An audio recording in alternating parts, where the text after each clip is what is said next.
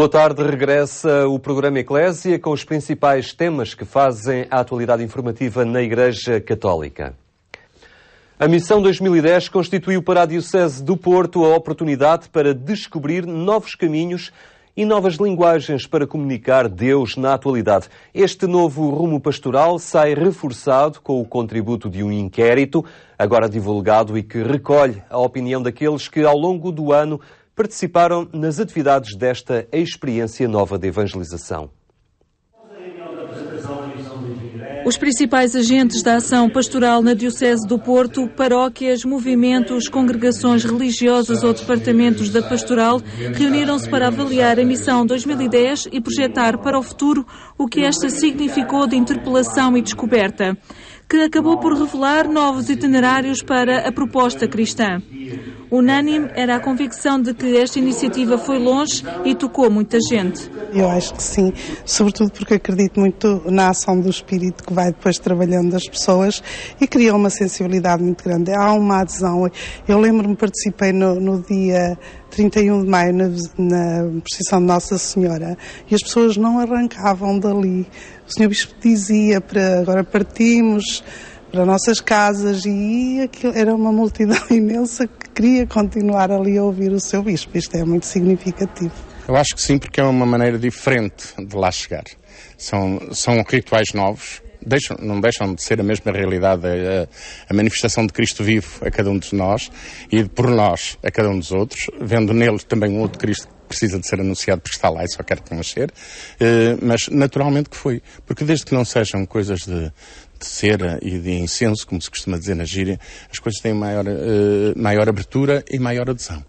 E mesmo agora com os artistas, com todas estas manifestações que se foram, e aqui hoje fizemos uma súmula, nós verificamos que o reino é enorme, nós estamos cá e com ele vamos em frente. A Missão 2010 constituiu uma dinâmica de anúncio e para isso recorreu a todas as estruturas ligadas à Igreja que reconhecem que esta ocasião foi também para elas uma oportunidade de crescimento. Não só porque tivemos a oportunidade de, com o conjunto da comunidade que está católica diocesana, de viver este desafio que o Sr. Manuel, que o nosso Bispo nos lançou, de viver com todos, par e passo, comungar com todos das iniciativas, das inquietações, de toda a animação que envolveu a Diocese durante 2010 e vai continuar, e esperemos que continue, mas também particularmente a nossa Sociedade de São Vicente de Paulo, pela oportunidade que nos foi dada de nos inserirmos ainda mais, de termos a oportunidade de comungar ainda mais com os outros movimentos e de sentirmos ainda mais que somos de facto igreja, um pedaço de igreja, e todos, cada um com o seu carisma, com a sua forma de estar, com os seus objetivos, mas todos somos de facto igreja. E foi exatamente na pluralidade de iniciativas, na pluralidade de opiniões, na pluralidade que nós vivemos de facto um ano muito rico e que esperemos que continue para o ano que já estamos a viver. Nesta ocasião foi apresentado um estudo desenvolvido pelo Núcleo do Porto da Universidade Católica Portuguesa que indicava o índice de participação nas iniciativas da missão e principalmente apresentava as vertentes que devem ter continuidade para o futuro. Formação de leigos e catequese de adultos, lema comum à Diocese que congrega objetivos pastorais, pastoral da família e mais evangelização. São apenas algumas das vertentes mais sublinhadas para terem continuidade futura. Eu adiantei aqui uma que me parece interessante e correspondendo, aliás, a algumas sugestões que apareceram na avaliação. Isto que se fez a nível diocesano, com proposta diocesana, fazer agora a nível mais regional, por grupos de paróquias, porque não é a mesma coisa viver ali na zona de Ovar ou viver na zona de Felgueiras, viver no centro do Porto ou viver na periferia do Porto. Isto tem distinções socioculturais muito importantes. Então, que agora em cada região ou em cada proximidade retomar algumas destas coisas que resultaram bem e fazê-las lá. Durante meses, a Missão 2010 propôs diferentes dinâmicas de caminho e levou a cabo diversas atividades. O estudo, agora divulgado, apresenta ações como o Canto das Janeiras, a Oração de Tézé ou a Peregrinação dos Frágeis como as que despertaram mais atenção e mobilizaram mais pessoas. nós estaríamos eventualmente um pouco adormecidos. E de facto o Sr. Dom Manuel, nosso Bispo, trouxe-nos essa alma nova, trouxe-nos esse alento novo, trouxe-nos esse entusiasmo que se calhar a Diocese precisava. E por isso eu espero que todos nós agora, espicaçados por este desafio que o Sr. Dom Manuel nos lançou, possamos ter presente em cada dia do ano e em cada momento de que a nossa atividade, a nossa atuação, a nossa programação tem que estar imbuída exatamente sempre deste espírito de missão, deste espírito de evangelização. Esta iniciativa tem a sua continuidade assegurada, até porque não se pode assumir verdadeiramente o ser cristão sem estar sempre numa atitude de missão. O mais importante é ligarmos formação e missão, ou seja, que quem é cristão, desde as famílias às comunidades, quem é cristão perceba que não é só cristão para si, porque isso não seria ser cristão. É cristão para os outros, como Cristo é, uma vida entregue, portanto uma proposta feita. E por isso deve conhecer melhor Cristo e conhece melhor quanto mais praticar aquilo que é a vida de Cristo, no sentido da oferta, da entrega e da presença no mundo. E esta é, efetivamente, a conclusão mais genérica. Depois, reparamos que as ações que tiveram mais êxito, chamemos-lhe assim, foram aquelas que puseram as comunidades diretamente em contacto com as pessoas, não é a população. A população é um genérico, as pessoas. Terminou a missão 2010, mas toda a Diocese está já convocada para uma atitude permanente de anúncio do Evangelho e de diálogo com a sociedade e a cultura naquela região do país. O Fundo Social Solidário é um apoio aos fundos diocesanos que deverão crescer e acompanhar localmente os casos mais urgentes. As dioceses estão a desenvolver as suas próprias estruturas de apoio social que pontualmente poderão contar com o auxílio deste Fundo Nacional criado pela Igreja Católica. O Fundo Social Solidário recebeu um importante contributo com a campanha da Rádio Renascença, mas este extinguir-se-ia rapidamente perante a vaga de necessidades que batem à porta das instituições da Igreja. Esta foi uma afirmação proferida durante a reunião das entidades que acompanham este Fundo de Solidariedade e os recursos diocesanos, entretanto criados para fazer face às necessidades com que muitos se confrontam nestes tempos de crise económica e social. Dom Carlos sublinha ainda que as equipas diocesanas devem afinar os critérios quando se dirigem ao Fundo Social Solidário. São muitas as necessidades que aparecem e é impossível responder a todas. Daí que é importante, primeiro, que cada comunidade que pode responder aos seus próprios problemas, responda. Cada diocese que pode responder aos seus próprios problemas, responda. E só peça ao Fundo Social Solidário a nível nacional para casos mais emergentes, mais fortes, que seja impossível responder. E depois vamos privilegiar exatamente aquelas paróquias e aquelas situações onde haja uma participação da própria pessoa, da sua família, da comunidade paroquial, para resolver ou a renda de casa, ou os medicamentos, ou qualquer outra necessidade emergente que apareça. Este fundo conta atualmente com 360 mil euros e em cada mês a Caritas, que é a entidade administradora, está a distribuir 1/10 do que se encontra no fundo. A prioridade é prestar auxílio a quem se encontra momentaneamente numa situação extrema. Este fundo não pretende constituir um auxílio a quem necessita permanentemente de subsídios, mas dirige-se aos que recorrem a uma ajuda pontual para depois recuperarem a sua autonomia financeira. Este é um esforço solidário, uma interpelação muito concreta à partilha de bens. E que as pessoas sejam capazes de dar alguma coisa de substancial, não ser uns trocaditos que se desembaraçam, mas partilharem um pouco daquilo que têm e, por outro lado, unir quem está no terreno. A Caritas, os Vicentinos, as Misericórdias, as autarquias, que todos façam, conjuguem as suas potencialidades e a sua proximidade de vizinhança para corresponderem às situações. Se calhar teremos que deixar, como está a acontecer na vida civil, temos que deixar outros projetos que estariam com certeza no horizonte das comunidades cristãs e pensar que agora o prioritário é irmos em auxílio daqueles que, na nossa comunidade, ou para além dela, porque também pode acontecer não existir situações que justifiquem essa partilha de bens, mas nós temos que seguir o exemplo da comunidade de Jerusalém, que foi, portanto, incentivada por São Paulo a fazer a partilha também em favor das outras comunidades em situação de carência. Um dos desafios que se coloca a esta distribuição solidária da generosidade é a transparência e a justiça com que os apoios chegam a quem mais precisa. O desafio passa pela partilha e não por comparar o que um ou o outro recebeu. Se isso é gravoso no plano cristão, nós nem sequer podemos pensar que alguém poderá posicionar-se no sentido de fazer comparações. A caridade não faz comparações e mesmo a justiça, os critérios da justiça cristã não vão por aí.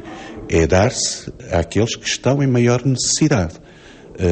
E, portanto, consegue-se isso a partir do discernimento, sempre falível, e precisamos, por isso, todos os que temos que discernir, de pedir a ajuda do Espírito Santo para que esse discernimento seja o mais reto possível. E, por outro lado, o apelo a que os cristãos vão ao multibanco e escrevam 222 na entidade e na referência e continuem a preencher o fundo que está a ser a ajuda para muitas famílias para darem o salto de uma situação em que caíram repentinamente e poderem retomar a sua vida, porque é essa a principal razão de ser do fundo.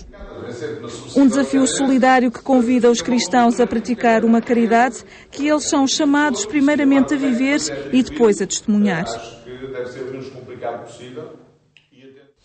Na véspera de completar 75 anos, a Universidade Católica Portuguesa prestou homenagem a Dom José Policarpo. O patriarca de Lisboa está ligado a esta casa desde 1969. Foi professor, diretor da Faculdade de Teologia, reitor e agora magno chanceler. Na passada sexta-feira, um colóquio analisava o legado do pensamento de Dom José Policarpo em áreas como a razão e a fé, a cultura e a evangelização, ou a religião e a política. Estabeleceu como princípio para este aniversário não falar de si próprio, deixando para os outros essa tarefa. No entanto, à chegada ao colóquio de homenagem promovido pela Universidade Católica, Dom José Policarpo recordou o seu percurso por esta casa. Eu hoje estive a pensar que sou a única pessoa que fez o percurso todo,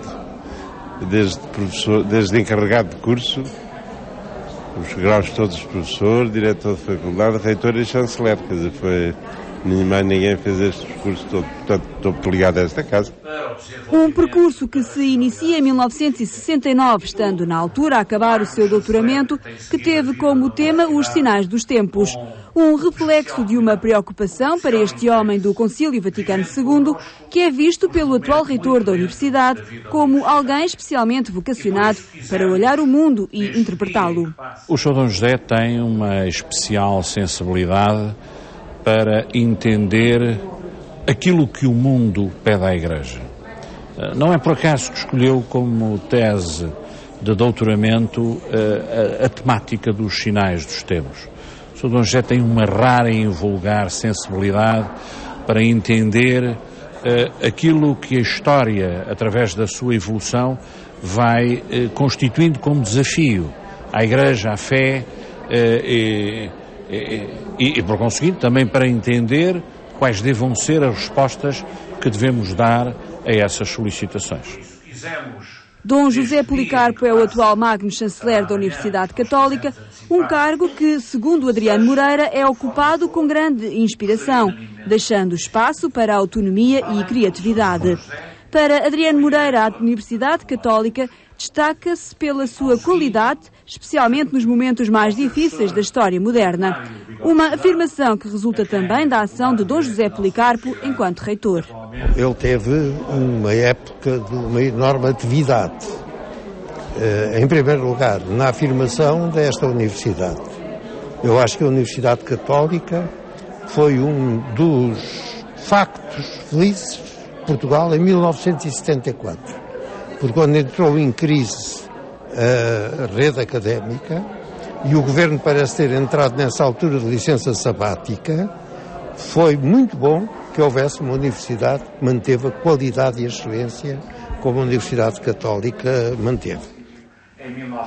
Neste colóquio de homenagem foram visitadas 4 dimensões que marcam o pensamento e o legado de Dom José. Nós quisemos sublinhar neste colóquio que vamos agora realizar 4 especiais dimensões.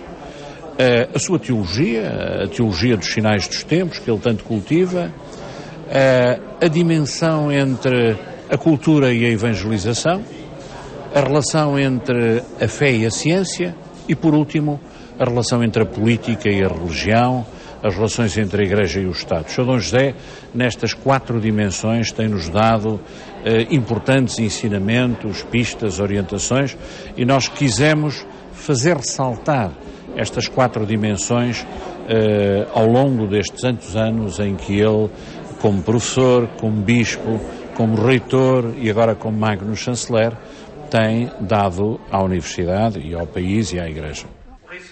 Para o homenageado, o olhar pelo seu percurso revela uma unidade que é fruto da sua forma de estar na vida. Há uma unidade que é da minha pessoa, quer dizer, portanto, da maneira como eu estou na vida, não? E por quando a gente na vida separa as coisas que vai fazendo, não dá resultado. Há uma harmonia e uma síntese inicial que depende não daquilo que a gente está a fazer, daquilo que a gente estuda, de uma atitude diante da vida e de um projeto. Não? Nunca senti que houvesse conflito com nenhuma dessas dimensões. Aquilo que me custou mais, para dizer com franqueza, foi o passar do estudo e do ensino para a parte administrativa, muito pesada, que eu tive aqui, mas isso era um bocado inevitável. A universidade estava no princípio, foram os primeiros anos de lançamento da universidade e, portanto, todos nós tínhamos que nos empenhar, uns mais que outros, mas tínhamos que nos empenhar nas tarefas administrativas. E isso foi o que... Mas também isso conseguiu entrar na harmonia. Eu, aliás, mesmo quando exerci as funções de reitor, eu penso que mantive sempre uma certa lecionação. Talvez nos últimos 2 anos não. Coisas pequeninas, um curso, um seminário, mas nunca me desliguei completamente do ensino. Uma ligação que se mantém e que é estimada por todos. Ao longo deste ano, Dom José Policarpo celebrará também os 50 anos de ordenação sacerdotal, a 15 de agosto, data a assinalar por um conjunto de celebrações em divulgação na página da internet do Patriarcado de Lisboa. Para Dom José Policarpo, a sucessão de conflitos no norte de África pode marcar o início de um novo enquadramento do mundo árabe na comunidade internacional. Os conflitos, no entanto, não deixam de suscitar apreensão, afirmada por diferentes vozes da Igreja Católica, sobretudo quando estão em causa direitos fundamentais das pessoas. Conflitos, guerras e o consequente sofrimento, sobretudo pelas vidas já perdidas. Também a esperança num novo capítulo da história. É um grande movimento histórico que não... A primeira coisa a fazer é não o catalogar e não analisar rapidamente. Tem todas as características da surpresa do que pode estar ali a gerar-se. Olhando com uma perspectiva de esperança que é sempre a minha. Pode ser uma grande alteração dentro do próprio mundo árabe e, portanto, também na sua situação na história e na relação com o resto do mundo. Opinião afirmada por Dom José Policarpo em Lisboa. Na Suíça, o representante da Santa Sé nas Nações Unidas, o arcebispo Silvano Tomasi, lembrava que a principal responsabilidade do Estado é proteger os direitos fundamentais dos cidadãos. O presidente do Parlamento Europeu encontrou-se com Bento XVI numa audiência em que a identidade cristã da Europa terá dominado o debate. Jerzy Buzek tinha já afirmado que considera o cristianismo como uma fonte importante de inspiração para a Europa, que importa defender. Foi uma oportunidade para Bento XVI afirmar o relevo do cristianismo na Europa e a necessária defesa das comunidades cristãs, sobretudo nos países em que são minoritárias. Ao receber o presidente do Parlamento Europeu no Vaticano, Bento XVI pediu essa proteção às instituições europeias num encontro que não passou à margem dos acontecimentos no Médio Oriente e Norte de África. Tivemos também a oportunidade para conversar sobre os acontecimentos que ocorrem no Norte da África e no Médio Oriente e manifestamos a esperança que estes movimentos se encaminhem no sentido de uma democratização e do respeito pelos direitos humanos. A perseguição aos cristãos foi também um ponto importante do nosso encontro. Compreendo a expectativa que a Santa Sede deposita no Parlamento Europeu e nas outras instituições no que toca à defesa das minorias em todos os pontos do mundo e não apenas na Europa. Segundo a Santa Sé, os encontros decorreram num clima de cordialidade, permitindo um útil intercâmbio de opiniões sobre as relações entre a Igreja Católica, o Parlamento Europeu e as outras instituições europeias, destacando o contributo que a Igreja pode oferecer neste contexto. Por seu lado, o Presidente do Parlamento Europeu destacou a importância do contributo da Igreja Católica no contexto social e económico presente, previsto também no Tratado de Lisboa. Foi uma visita emocionante. O Papa Bento XVI é um homem com uma grande inteligência e uma grande fé. E num momento tão difícil como este, é importante o seu ponto de vista e a sua influência em toda a sociedade europeia. É também importante o facto de termos agora, inscrito no artigo 17 do Tratado de Lisboa, o relacionamento das instituições europeias com os responsáveis das principais igrejas. É significativo para os cidadãos europeus e para o nosso futuro. Buzek encontrou-se ainda com o secretário de Estado do Vaticano, o cardeal Tarcísio Bertone, e o secretário do Vaticano para as relações com os Estados, arcebispo Dominique Maberti. Natural da Polónia, o presidente do Parlamento Europeu quis prestar uma homenagem ao seu concidadão, o Papa João Paulo II, visitando o seu túmulo na cripta da Basílica de São Pedro, em Roma. E foi esta a informação que preparámos hoje para si. Já sabe que nos pode ver também através da internet em agência.eclesia.pt. Esse é o portal onde encontra ainda mais informação sobre a atualidade na Igreja Católica. Tenha então uma muito boa tarde e até amanhã, se Deus quiser.